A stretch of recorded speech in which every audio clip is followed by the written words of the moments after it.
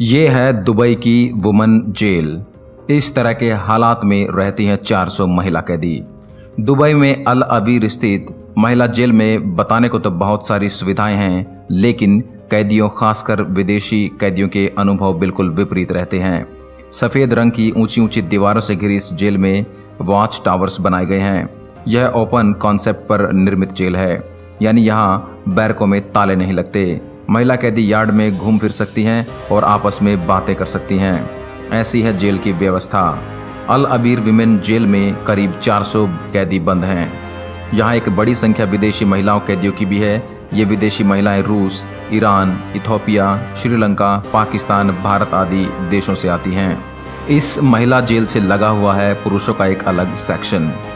नाबालिगों के लिए भी अलग खंड बनाया गया है। महिलाओं वाले खंड में कैदियों को बच्चों के साथ खेलने, जेल के स्टोर से खरीदारी करने की छूट है। यहाँ कुरान क्लास, क्राफ्ट क्लास और डेंटिस्ट क्लिनिक भी हैं। इसके अलावा कैदियों के बच्चों के लिए प्ले एरिया बनाया गया है। जेल के कर्मचारी महिलाएं हरे रंग के लबादे जैसी यूनिफॉर्म पहनती हैं। उन्हें विनम्र, सहयोगी और मददगार बताया जाता है।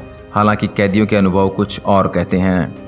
महिला कैदियों को गुलाबी रंग की यूनिफॉर्म पहननी पड़ती है। यह शलवार कुर्ते की तरह ही ढीली ढाली पोशाक है, जिसके साथ सिर और चेहरे को ढकने वाला कपड़ा भी होता है।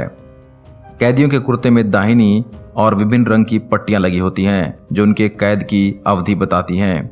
जैसे लाल रंग की पट्टी का मतलब होता है 7 साल या उससे अधिक की कैद। विदेशी महिलाओं के बुरे अनुभव। दुबई में पश्चिमी देशों की बहुत सारी महिलाएं कामकाज और पर्यटन के लिए आती हैं।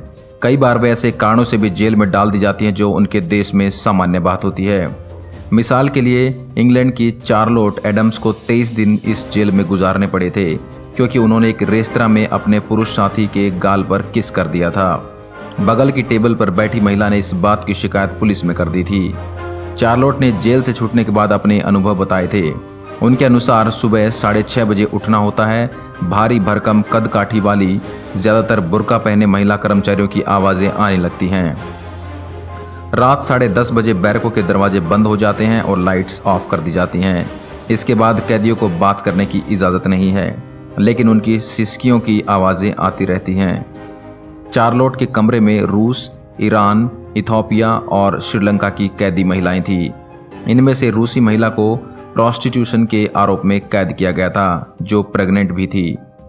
चार्लोट के अनुसार कैदियों को खुलकर बात करने की इजाज़त नहीं थी। उनकी आवाज़ आने पर वार्ड्स की तरफ से टोका टोकी होती रहती थी।